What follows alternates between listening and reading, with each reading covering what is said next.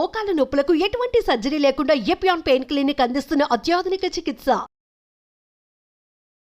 ఇంత ఏమీ అవసరం లేదు. మీకు ఏ రోగమన్నా ఉన్ని డజంట్ మ్యాటర్. మీరు ఈ 5 సిరిధాన్యాల్ని రెండు రోజులకు ఒకసారి మార్చి భోజనం చేయండి. అంటే 2 రోజులు అరికలు తినాలి, 2 రోజులు సామెలు తినాలి, 2 రోజులు ఊదులు తినాలి, 2 రోజులు అండుకూరలు, 2 రోజులు కూరలు, మళ్ళా సైకిల్. అలాగే కషాయాలు. ఈ రోగనిరోధక శక్తి మీకు కావాలంటే ఈ వ్యాక్సిన్లు ఇవి అవి ఏం పనిచేయవు, ఏమీ పనిచేయవు. మీకు పనిచేసేది ఈ 7 కషాయాలు చెప్తాను, పుస్తకంలో రాశారు. గరిక, తులసి, తిప్పతీగ, బిల్వం, కానుగ, వేప, రావి. ఈ 7 ఆకుల కషాయాల్ని 4 రోజులు, గరిక 4 రోజులు, తిప్పతీగ 4 రోజులు, తులసి 4 రోజులు, బిల్వం 4 రోజులు, కానుగ 4 రోజులు, 4 రోజులు వేప, 4 రోజులు రావి కషాయాలు తాగితే మీకు 2 సంవత్సరాలు డెంగ్యూ రాదు, పంగు రాదు, H5 రాదు, N1 రాదు, పంగు, జింక, పుంక, నీఫా, గీఫా, ఈ రోగాలన్నీ మీ దగ్గరికి రానే రావు, గ్యారంటీ. దీనికి ఏమైనా ఖర్చు పెట్టాలా మీరు? కానగాకు దొరుకుతుంది, తిప్పతీగ దొరుకుతుంది, వేపాకు దొరుకుతుంది, రావాకు దొరుకుతుంది, ఇంకా అన్ని చోట్ల నేను చెప్పేటివన్నీ దొరుకుతూనే ఉన్నాయి. మన అదృష్టం. ఒక్క పైసా ఒక్కరూ ఖర్చు పెట్టాల్సిన పని లేదు. ఆకులు తెచ్చుకోండి, బాగా కడగండి. ఏ దానిలతో కడుగుతారు? ఏ నీళ్ళతో కడుగుతారో? ఆర్వో వాటర్తో కడగండి. రాగి ప్లేట్ ఉంచిన మట్టి కుండలో ఉన్న నీళ్ళతో కడగండి, స్ట్రక్చర్డ్ వాటర్తో కడగండి. అర్థమైందా? ఆ నీళ్ళతో కడిగి ఆ నీళ్ళతోనే కషాయం చేసుకొని, కావాలంటే తాటి బెల్లం, చెరుకు బెల్లం వేసుకోవద్దండి, గ్లూకోజ్ ఎక్కువ ఉంటుంది. తాటి బెల్లంలో ఫ్రక్టోజ్ ఎక్కువ ఉంటుంది, ఏమీ ఇబ్బంది లేదు. పిల్లలకి బెల్లం కొద్దిగా వేసి కషాయం తాపించండి. 9 నెలల పాప నుంచి 108 సంవత్సరాల ముసలి వాళ్ళు కూడాను కషాయాలు తాగొచ్చు, ఏమీ ఇబ్బంది లేదు. అదే ఆడవాళ్ళు అయితే గోంగూర కషాయం రామబాణం. మీకు ఏమీ తోచట్లేదనుకోండి, గోంగూర ఆకు తెచ్చుకొని 4 ఆకులు ఉడకపెట్టుకొని 2 నిమిషాలు కషాయం చేసుకొని తాగండి. టీవీ చూడకండి, టీవీ చూస్తూను తాగొచ్చు. గోంగూర కషాయం అయితే మీకు టీవీ చూడకుండా చేస్తుంది. మీకు ప్రజ్ఞ ఎక్కువ అవుతుంది, రోగనిరోధక శక్తి ఎక్కువ అవుతుంది, అద్భుతమైన రక్తహీనత నుంచి దూరంగా చేసేదానికి వీలవుతుంది, వైట్ డిశ్చార్జ్ తక్కువ అవుతుంది. ఇలాంటి మీ సమస్యలన్నీ 99% గోంగూర కషాయంతో మాయమైపోతాయి. సో వారానికి 2 రోజులు, లేకపోతే 2 వారాలు గోంగూర కషాయం, 2 వారాలు కొత్తిమీర కషాయము, 2 వారాలు రావి ఆకు కషాయం తాగితే చాలు, ఆడవాళ్ళకి ప్రాబ్లమ్స్ అన్నీ మాయమైపోవడం మొదలుపెడతాయి. ఇంత సింపుల్గా ఉంది విషయం. ఇన్ఫ్యాక్ట్ ఇంత సింపుల్గా ఉందని నేను చెప్పేది ఎవరు నమ్మరు. మొదలు అందరూ అలాగనే వాళ్ళు. ఒక డాక్టర్ లేచి నేను 2 గంటలు లెక్చర్ ఇచ్చిన తర్వాత, ఓ ఈజ్ దట్ సో సింపుల్ అన్నాడు. I said it is much simpler. 2 గంటలు అవసరం లేదు, 2 వాక్యాల్లో చెప్తాను నేను. 2 వాక్యాలు. రోజుకు 1 గంట నడవండి, వీలైతే పొద్దున 15 నిమిషాలు, సాయంకాలం 15 నిమిషాలు. ఇంత అద్భుతమైన పదార్థాలని ఇప్పటికీ ఇస్తున్నాడు దేవుడు. ఎన్ని పాపాలు చేసినా మనము ఆ దేవుణ్ణి ఒక 15 నిమిషాలు పొద్దున్న లేచి ధ్యానం చేయండి, సాయంకాలం పడుకునే ముందు ఒక 15 నిమిషాలు ధ్యానం చేయండి. తర్వాత సిరిధాన్యాలని తినండి, గోధుమలను తినకండి, బియ్యం తినకండి, పాలు తాగకండి, చక్కెర ముట్టద్దండి, గుడ్లను కూడా చూడొద్దండి. పాపం అవేమో పిల్లల కోసం గుడ్లు పెట్టుకుంటున్నాయి, మీరు వెళ్ళి రాక్షసులాగా తినకండి. దానిలో గుడ్లు దానిలో ఉండనివ్వండి. లేదు చేపలు చాలా మంచివి, జలపుష్పాలు తినొచ్చని కొందరు స్వామీజీలు కూడా చెప్పడం మొదలుపెట్టారు. దాంట్లో మీకు దొరికేది పాదరసము, మెర్క్యూరీ తప్ప ఇంకేమీ దొరకదు, అంత భయంకరంగా ఉంది. బుద్ధిమాంద్యం పోదు కదా, బుద్ధిమాంద్యులు అవుతారు. మీ పిల్లలు బుద్ధిమాంద్యులు కాకుండా పుట్టాలంటే కొర్రలు తినండి, అండు కొర్రలు తినండి, అరికెలు తినండి, సామెలు తినండి. అరటి బోధ కషాయము, పసుపు కషాయము గర్భిణిగా ఉన్నప్పుడు తాగండి, పిల్లలకు తాగించండి. మీ పిల్లలు బుద్ధిమాంద్యులు అయిపోయి సూక్ష్మగ్రాహీలు అవుతారు. ఇన్ఫ్యాక్ట్ ఫిట్స్ వచ్చి కత్తి చాకు తీసుకొని చంపేస్తాననే పిల్లవాడు, ఆ తల్లిదండ్రులని కత్తి చాకు తీసుకొని చంపేదానికి పోయే పిల్లవాడు పసుపు కషాయము, రావి ఆకు కషాయము, శుంఠి కషాయం తాగిపించి అండు కొర్రలు తినిపించడం మొదలు పెడితే ఇప్పటికి 12 సంవత్సరాలు అయింది. 10వ తరగతి ఫస్ట్ క్లాస్లో పాస్ అయ్యాడు. ఇలా వందల కేసులు ఉన్నాయి. అంటే ఫిట్స్ కోసమని టెగ్రిటాలు, వాల్ప్రోయిక్ యాసిడ్, ఫ్రిజియం ఇవ్వడం మొదలు పెడతారు పిల్లలకి.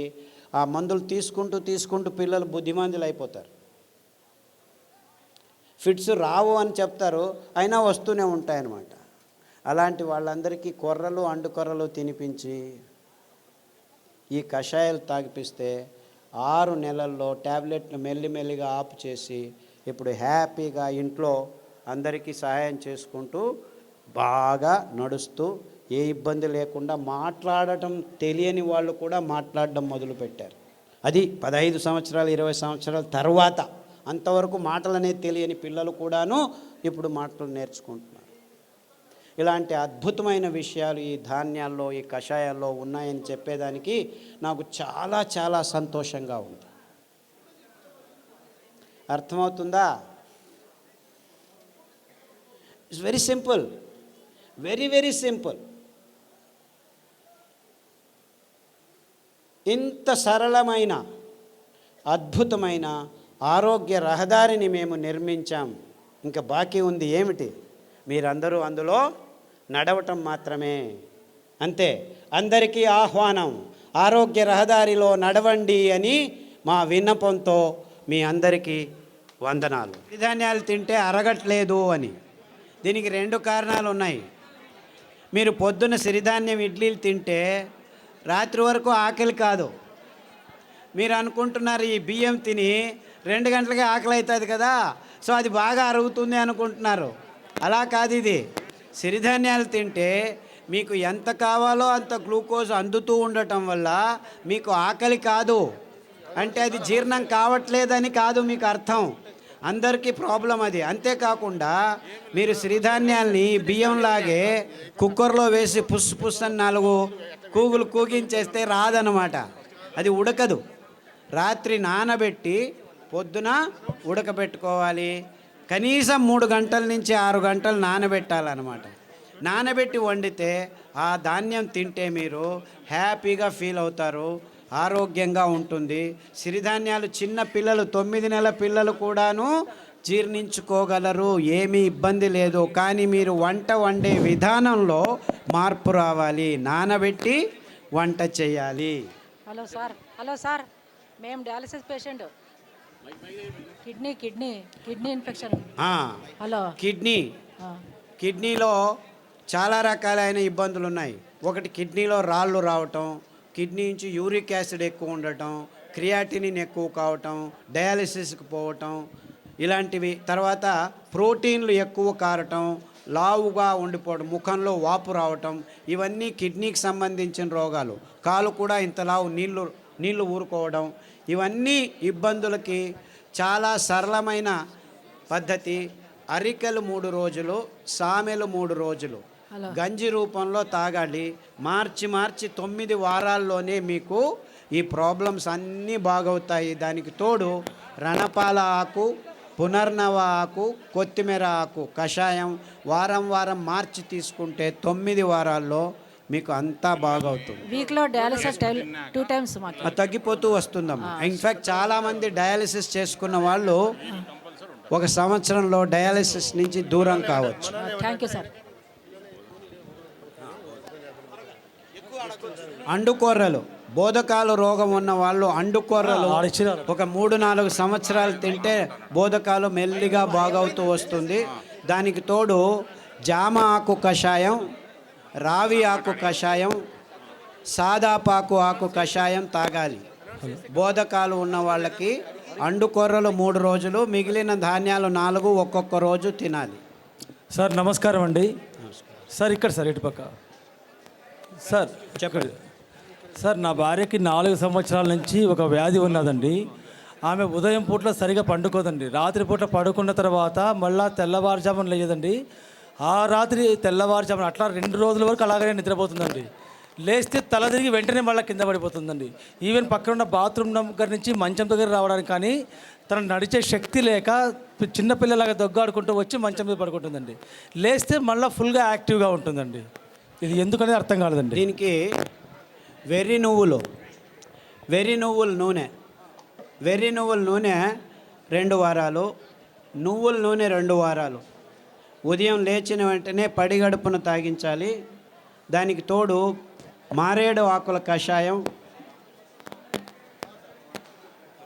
బిల్వపత్రం కషాయం అంటారు. మారేడు బిల్వం 2 ఒకటే. గరిక కషాయం, పసుపు కషాయం, సాదాపాకు కషాయం. వారం వారం మార్చి తాగించండి. అండుకొర్రలు 3 రోజులు, మిగిలిన ధాన్యం ఒక్కొక్క రోజు. ఇలా తినిపిస్తే 6 వారాల్లోనే తేడా కనిపిస్తుంది. 6 weeks all that it takes. 6 నెలల్లో పూర్తిగా బాగవుతుంది. రక్తపు క్యాన్సరు, గర్భకోశం క్యాన్సరు, మెదడు క్యాన్సరు, ఎముకల క్యాన్సరు, ఇలా 14 రకాల క్యాన్సర్లు పుస్తకంలో పట్టీలో రాశారు. దాంట్లో ఉన్న ఆహారం, కషాయాలు వాడితే 6 వారాల్లోనే తేడా రావటం జరుగుతుంది. 6 నెలల్లో చాలా మటుకు మీకు గుణముఖులు అవుతారు. సార్ నాకు ఒట్టిగో డిజినెస్, తల తిరగడం, తిరగడము, మళ్ళీ ఇది ఒకటి ఉంది సార్, ఇది బ్రెయిన్ కొంచెం. సాదాపాకు కషాయము, పసుపు కషాయము, అరటి బోధ కషాయం.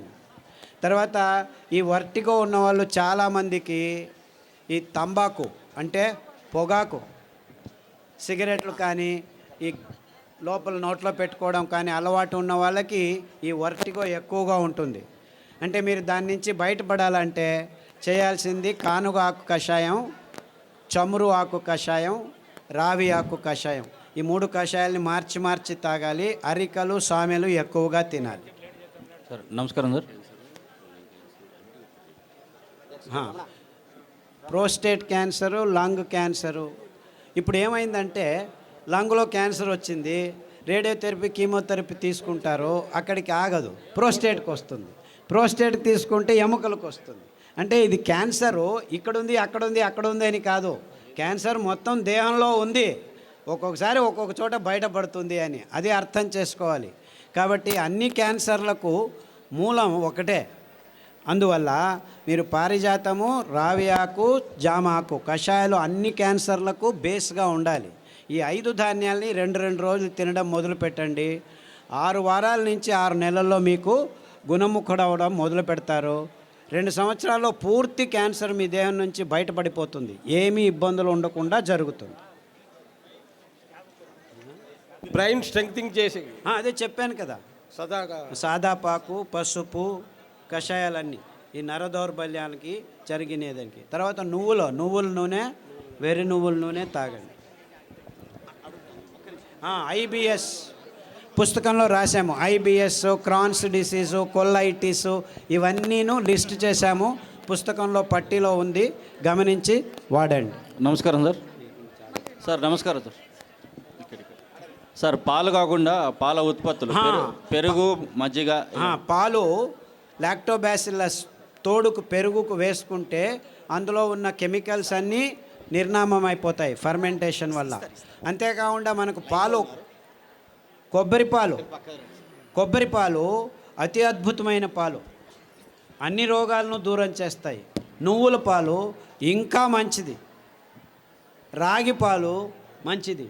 సో మనకు ఒక్క పాలు కాదు, కొబ్బరి పాలు అతి అద్భుతమైన పాలు. పిల్లల రోగాలన్నీ దూరం అయిపోతాయి, రోగనిరోధక శక్తి ఎక్కువ అవుతుంది, జీర్ణశక్తి బాగుంటుంది, మెదడు రోగాలు రాకుండా ఉంటాయి. సో మీరు పాలకు పర్యాయం అంటే చాలా పాలు ఉన్నాయి. కొబ్బరి పాలు, నువ్వుల పాలు, రాగుల పాలు, సజ్జల పాలు, ఇలా 4-5 రకాల పాలు. దానిలో నుంచి పెరుగు కూడా చేసుకోవచ్చు, ఏమీ ఇబ్బంది లేదు. సార్ నమస్కారం అండి. నా పేరు పూల రమణ సార్. ఈ పరిసర ప్రాంతాల్లో మాకు రాగిడి భూములు ఎక్కువ సార్. సో ఈ ప్రాంతంలో మేము ఎక్కువగా జొన్నలు పండిస్తుంటాం. జొన్నలు, రాగులు, సద్దలు పండిస్తుంటాం. వాటి గురించి కూడా మీరు కొంచెం దయచేసి వాటి వివరణ కూడా ఇవ్వాలి. పుస్తకంలో రాశారు తటస్థ ధాన్యాలని. ఎందుకు మీరు రాగులు, సజ్జలు, జొన్నలే ఇంకా పెంచుతున్నారంటే కారణం ఇంతే. ఇది చాలా టెక్నికల్ రీజను, ప్రాక్టికల్ రీజను. రాగులు, సజ్జలు, జొన్నలు నగ్న బీజాలు అంటారు. అంటే దానిల మీద కవచం ఉండదు. అంటే దాన్ని మీరు మిషన్కి తీసుకెళ్ళి డీహస్కింగ్ చేయాల్సిన పని లేదు. అందుకే